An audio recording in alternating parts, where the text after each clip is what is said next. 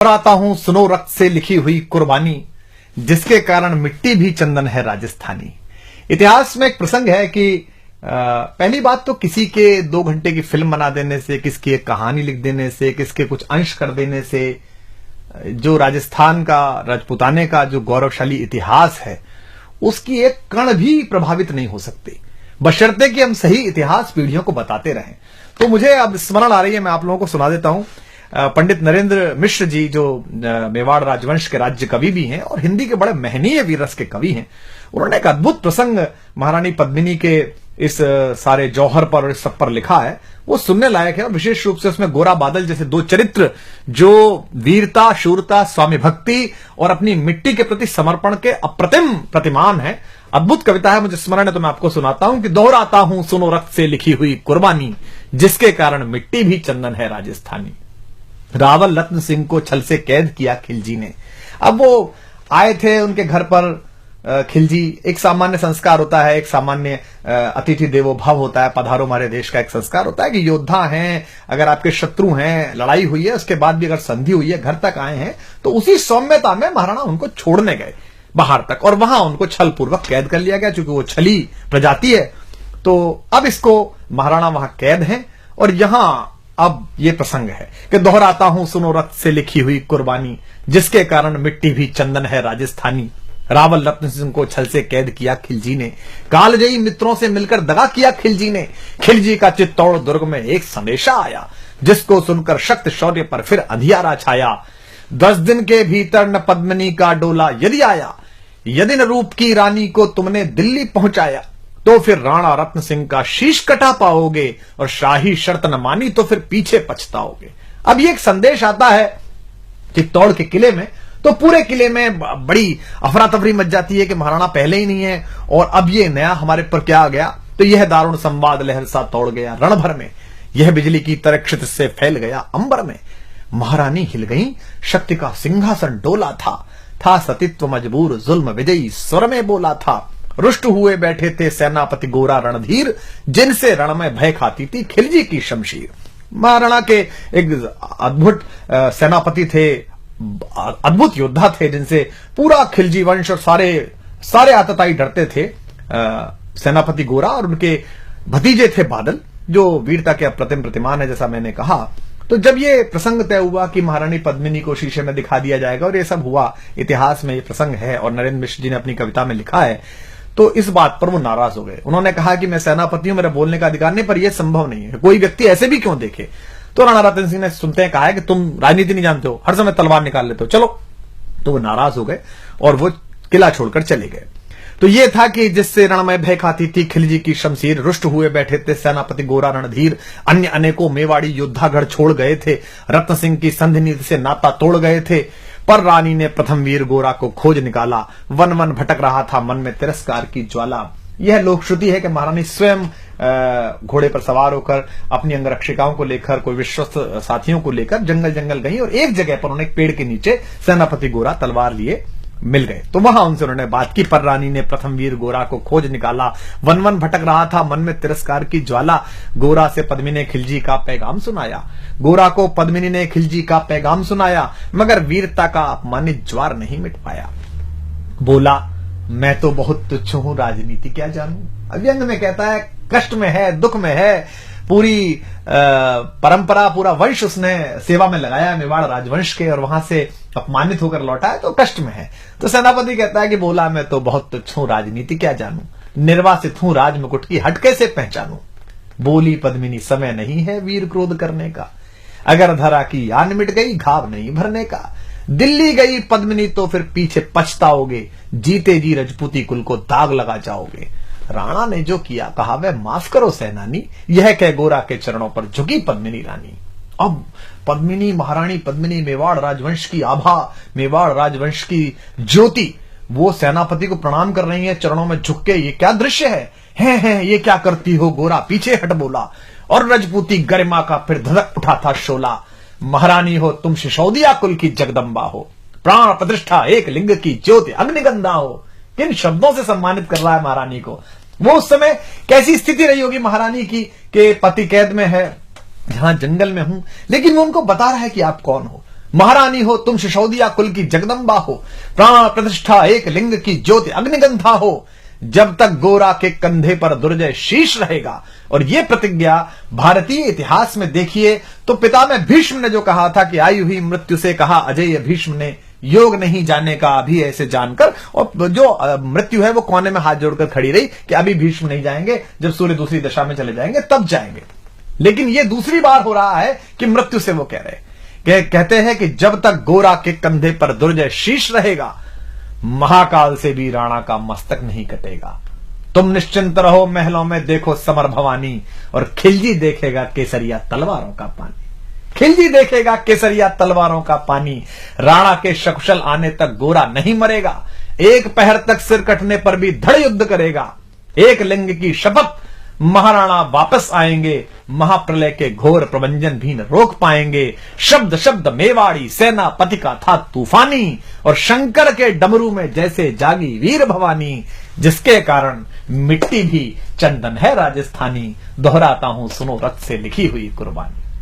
अब ये शक्ति, शौर्य और कूटनीति और सजगता का एक अद्भुत तालमेल है और ऐतिहासिक प्रसंग है कि किस तरीके से बुद्धि का प्रयोग किया है, शक्ति का प्रयोग किया है, शालीनता का प्रयोग किया है, अपनी स्वामी भक्ति का प्रयोग किया है, अपनी मनुष्यता का प्रयोग किया है, और इन सबको मिलाकर इतिहास का एक ऐसा गुलदस्ता बना दिया है जो शायद विश्व के इतिहास में कहीं नहीं मिलता।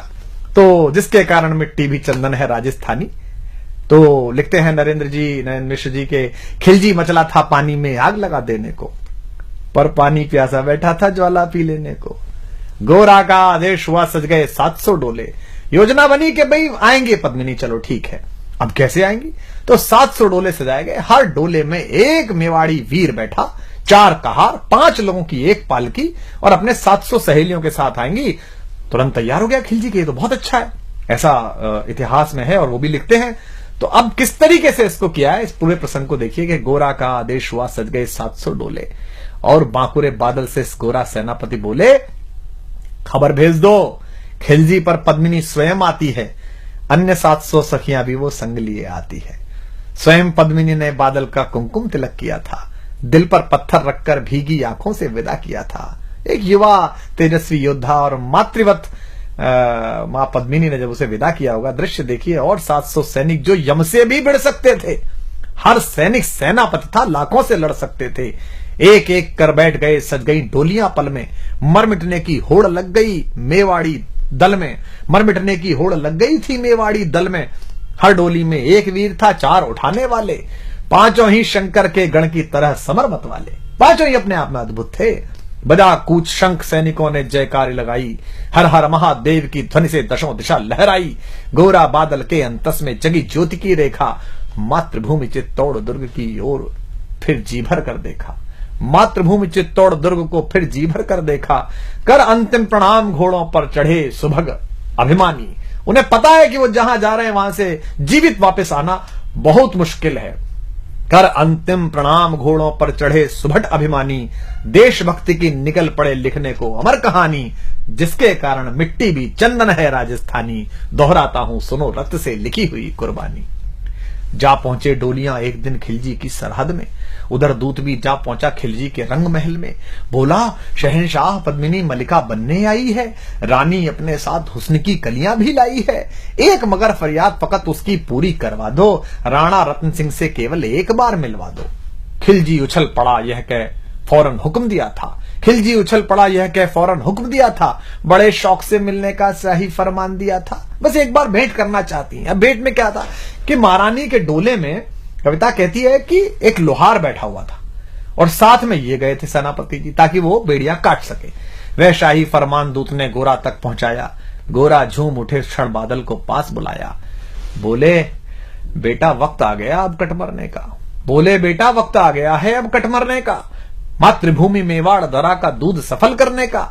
यह लोहार पद्मिनी भेष में बंदी ग्रह जाएगा, केवल 10 डोलियां लिए गोरा पीछे धाएगा, यह बंधन काटेगा हम राणा को मुक्त करेंगे, घुड़सवार कुछ उधर आगे की ही तैयार रहेंगे, जैसे ही राणा आए वे सब आंधी बन जाएं और उन्हें चित्तौड़ दुर्ग पर वे सकुशल पहुंचाएं। अब आप तैयारी देखिए कि कितनी कठिन, पूरी सेना खिलजी की और ये चंद लोग, और उसके बाद भी अपने महाराज को, महाराणा को किस तरह मुक्त कराने के लिए क्या संकल्प है कि उन्हें चित्तौड़ दुर्ग तक वे सकुशल पहुंचाएं। अगर भेद खुल गया वीर तो पल की देर न करना, और शाही सेना पहुंचे तो बढ़कर रण करना, और शाही सेना आ पहुंचे तो बढ़कर रण करना। राणा जाए जिधर शत्रु को उधर न बढ़ने देना, और एक यवन को भी उस पथ पर पांव न धरने देना। मेरे लाल लाड़ले बादल आन न जाने पाए, तिल तिल कट मरना मेवाड़ी मान न जाने पाए। ऐसा ही कोगा काका रजपूती अमर रहेगी, बादल की मिट्टी में भी गौरव की गंध रहेगी। क्या तो गोरा है और क्या उसका भतीजा बादल है। ऐसा ही होगा काका, रजपूती अमर रहेगी, बादल की मिट्टी में भी गौरव की गंध रहेगी।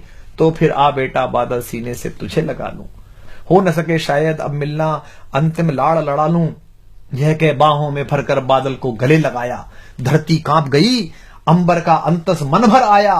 सावधान कह पुनः बढ़े पथ पर गोरा सेनानी। ऐसा ना हो जाए कमजोर हो जाए, इसने कहा सावधान कह पुनः बढ़े पथ पर गोरा सेनानी। पहुंच लिया झट से मुड़कर बूढ़ी आंखों का पानी, पहुंच लिया झट से मुड़कर बूढ़ी आंखों का पानी। जिसके कारण मिट्टी भी चंदन है राजस्थानी, दोहराता हूं सुनो रक्त से लिखी हुई कुर्बानी।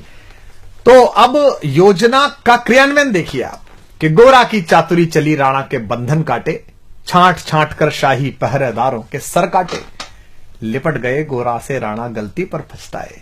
क्या लगा होगा महाराणा को कि जिस सेनापति पर शंका की, जिस सेनापति को स्वीकार नहीं की उसकी बात, आज वो आपातकाल में काम आया। लिपट गए गोरा से राणा गलती पर पछताए, सेनापति की नमक हलाली देख नयन भर आए। पर खिलजी का सेनापति पहले से ही शंकित था, उसे अंदाजा था कि कुछ गड़बड़ है। ऐसे लोग नहीं है जो इतने आराम से मान जाएंगे ये कि रानी आ रही है और उसकी सखियां आ रही हैं, उसको संकट था। पर खिलजी का सेनापति पहले से ही शंकित था, वह मेवाड़ी चट्टानी वीरों से आतंकित था। जब यह मिलन लखा समझ पद्मिनी नहीं आई है, मेवाड़ी सेना खिलजी की मौत साथ लाई है। पहले से तैयार सैन्य दल को उसने ललकारा, निकल पड़ा टिड्डी दल, रण का बजने लगा नगाड़ा। दृष्टि फिरी गोरा की मानी, राणा को समझाया, रण मतवाले को रोका, जबरन चित्तौड़ पठाया कि आप तो जाई। राणा चले तभी शाही सेना लहरा कर आई। राणा इधर चले, उधर से शाही सेना को संकेत हुआ, कह रहे हैं तो राणा को इन्होंने मुक्त करा लिया। राणा चले तभी शाही सेना लहरा कर आई। खिलजी की लाखों नंगी तलवारें पड़ी दिखाई। खिलजी ललकारा, दुश्मन को भाग न जाने देना, रत्न सिंह का शीश काटकर ही वीरो दम लेना। टूट पड़ो मेवाड़ी शेरो, बादल सिंह ललकारा। हर हर महादेव का गर्जा, नववेदी जयकारा। निकल डोलियों से मेवाड़ी बिजली लगी चमकने, काली का खप्पर भरने तलवारें लगी खटकने। वही जो सब बैठ के आई थी सखियों के वेश में, जो सुबह सेनापति आए थे, जो सेना नायक आए थे, वो लड़ मरे। राणा के पथ पर शाही सेनापति तनिक बढ़ा था, पर उस पर तो गोरा हिमगिरी सा अड़ा खड़ा था। कहा जफर से, एक कदम भी आगे बढ़ न सकोगे, यदि आदेश न माना तो कुत्ते की मौत मरोगे। रत्न सिंह तो दूर, न उनकी छाया तुम्हें मिलेगी, दिल्ली की भीषण सेना की होली अभी जलेगी। यह कह महाकाल बनकर गोरा रण में हुंकारा, लगा काटने शीश समर में बही रक्त की धारा। खिलजी की असंख्य सेना से गोरा घिरे हुए थे, पर वे मानो रण में मृत्युंजय बने हुए थे। इतने सारे सैनिक और एक योद्धा, पुण्य प्रकाशित होता है जैसे अगणित पापों से, फूल खिला रहता असंख्य कांटों के संतापों से। वो मेवाड़ी शेर अकेला लाखों से लड़ता था, बढ़ा जिस तरफ वीर उधर ही विजय मंत्र पड़ता था। इस भीषण रण से दहली थी दिल्ली की दीवारें, गोरा से टकरा कर टूटी खिलजी की तलवारें। मगर कयामत देख अंत में छल से काम लिया था, गोरा की जंघा पर अरि ने छिपकर वार किया था, पैर पर तलवार मार दी। जो ही गिरे वीरवर गोरा जफर सामने आया, शीश उतार दिया धोखा देकर मन में हर्ष आया। मगर वाहरे मेवाड़ी गोरा का धड़ भी दौड़ा, किया जफर पर वार की जैसे सिर पर गिरा हथौड़ा। एक बार में ही शाही सेनापति चीर दिया था, जफर मोहम्मद को केवल धड़ ने निर्जीव किया था। शीश कट गया, उसके बाद भी सेनापति गोरा लड़ रहे हैं, उनका धड़ लड़ रहा है। हमारे बहुत बड़े कवि हैं कुमार शिव, राजस्थान में जज भी रहे। उनकी बहुत प्रसिद्ध गजल की पंक्ति है कि जब उनके शीश समर भूमि में उतरते थे, जब उनके शीश समर भूमि में उतरते थे, वे ऐसे लोग थे जिनके कबंध लड़ते थे। तो उनका कबंध, उनका धड़ लड़ रहा है। जफर मोहम्मद ज्यों ही जफर कटा, शाही सेना का साहस लर्जा। काका का धड़ लख बादल सिंह महारुद्र सा गरजा। अरे कायरो नीच बांगड़ो छल में रण करते हो, किस बूते पर जवा मर्द बनने का दम भरते हो। यह कहकर बादल उस क्षण बिजली बनकर टूटा था, मानो अंबर से धरती पर अग्निशिरा छूटा था। ज्वालामुखी फटा हो जैसे दरिया हो तूफानी, सदियों दोहराएंगी बादल की रणरंग कहानी। क्या पंडित जी ने क्या उत्तम शब्द इस्तेमाल किया है, सदियों दोहराएंगी बादल की रणरंग कहानी। अरिका भाला लगा पेट में आंतें निकल पड़ी थी, जख्मी बादल पर लाखों तलवारें खिंची खड़ी थी। कसकर बांध लिया आंतों को केसरिया पगड़ी से, पेट फट गया और पगड़ी उतारी और इस पर बांध ली। रंचक डिगा न वह प्रलयंकर सम्मुख मृत्यु खड़ी से। अब बादल तूफान बन गया, शक्ति बनी फौलादी, मानो खप्पर लेकर मैं रण में लड़ती हो आजादी। उधर वीरवर गोरा का धड़ अरिदल काट रहा था, उधर वीरवर गोरा का धड़ अरिदल काट रहा था, और इधर बादल लाशों से भूतल पाट रहा था। आगे पीछे दाएं बाएं जमकर लड़ी लड़ाई, उस क्षण समर भूमि में लाखों बादल पड़े दिखाई। मगर हुआ परिणाम अंत में वही कि जो होना था, उनको तो कण कण अरियों के शोणित में धोना था। मेवाड़ी सीमा में राणा सकुशल पहुंच गए थे, गोरा बादल तिल तिल कटकर रण में खेत रहे थे। एक एक कर मिटे सभी मेवाड़ी वीर सिपाही, रत्न सिंह पर लेकिन रंचक आंच न आने पाई। गोरा बादल के शव पर भारत माता रोई थी। क्या क्या युद्ध है, क्या युद्ध है।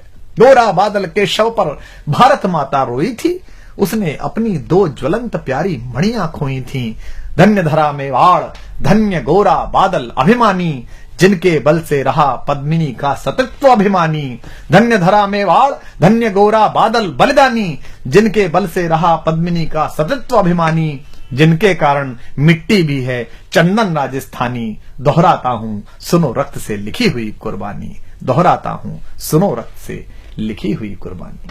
अब देखिए रत्न सिंह पर लेकिन रंचक आंच न आने पाई। अगर आप ये प्रसंग अपनी पीढ़ियों को नहीं सुनाएंगे, अगर इस इतिहास की इस व्याख्या को आप अपनी पीढ़ियों तक नहीं पहुंचाएंगे, तो ये जो जमूरे हैं, ये जो जाहिल हैं, जिन्होंने कुछ पढ़ा नहीं है, कुछ जाना नहीं है, मिट्टी से प्रेम नहीं किया है, 19वीं माले पर बैठकर जो इस देश के इतिहास, इस देश की संस्कृति की व्याख्या करते हैं, बंबई में बैठकर या कहीं भी बैठकर, आप फिर इनसे नाराज होंगे ही नहीं। इसलिए ज्यादा आवश्यक है कि इनके प्रति ध्यान देने के बजाय आप अपनी पीढ़ी को, आने वाली पीढ़ियों को ये इतिहास सिखाएं, बलिदान सिखाएं। मैं स्वयं अपने परिवार को लेकर 4-4, 5-5 दिन हल्दी घाटी, गोगुंदा, चावण सब जगह लेकर जाता हूं, बताता हूं, बताया है पीढ़ियों को कि ये चावण है, यहां पर अंतिम संस्कार हुआ था उस स्वाधीनता के सबसे बड़े पैरोकार। विश्व भर में अगर अपनी निजी स्वतंत्रता, निजता और स्वाभिमान की अगर किसी को लड़ाई लड़नी हो, तो उसको एक बार कुंभलगढ़ उस दरवाजे पे जाना चाहिए, उस छोटे से कक्ष में जाना चाहिए जहां महाराणा पैदा हुए। तो गोरा बादल के शव पर एक एक कर मिटे सभी मेवाड़ी वीर सिपाही, रत्न सिंह पर लेकिन रंचक आंच न आने पाई। गोरा बादल के शव पर भारत माता रोई थी। क्यों भारत माता क्यों रोई? दो योद्धाओं पर। गोरा बादल के शव पर भारत माता रोई थी, उसने अपनी दो ज्वलंत प्यारी मणियां खोई थी। युद्ध केवल एक राजा को, महाराणा को मुक्त कराने का नहीं था। युद्ध यह था कि हम अपनी सीमा, अपनी जगह पर अपनी निजता और स्वाभिमान के साथ जीते हैं। हम दूसरे की किसी सीमा का अतिक्रमण नहीं कर रहे, दूसरे के स्वाभिमान को हम चुनौती नहीं दे रहे। हमारे घर में आई हुई कोई भी महिला, कोई भी पुरुष हमारे लिए अतिथि है, हम अपने अतिथि के लिए अपने किला कुर्बान कर देते हैं। हटी हमीर को देखा, ये क्या है कि आप किसी के दरवाजे पर जाकर अपनी गुंडई करेंगे तलवारों के नाम पर। यह युद्ध है स्वाभिमान का कि गोरा बादल के शव पर भारत माता रोई थी, उसने अपनी दो ज्वलंत प्यारी मणियां खोई थी। धन्य धरा मेवाड़, धन्य गोरा बादल अभिमानी, धन्य धरा मेवाड़, धन्य गोरा बादल अभिमानी, जिनके बल से रहा पद्मिनी का सतित्व अभिमानी, जिसके कारण मिट्टी भी चंदन है राजस्थानी। दोहराता हूं सुनो रक्त से लिखी हुई कुर्बानी। बैंकॉक, हांगकांग, लॉस वेगस मत जाइए, राजस्थान घूमने जाइए, एक एक तीर्थ को प्रणाम करिए। अंडमान जाइए, वो पिस्तौल देखिए जो चंद्रशेखर आजाद ने हिंदुस्तान में इस्तेमाल करी। अपनी पीढ़ियों को सही तीर्थ सिखाइए, सही देवता सिखाइए, जिसके कारण मिट्टी भी चंदन है राजस्थानी। दोहराता हूं सुनो रक्त से लिखी हुई कुर्बानी।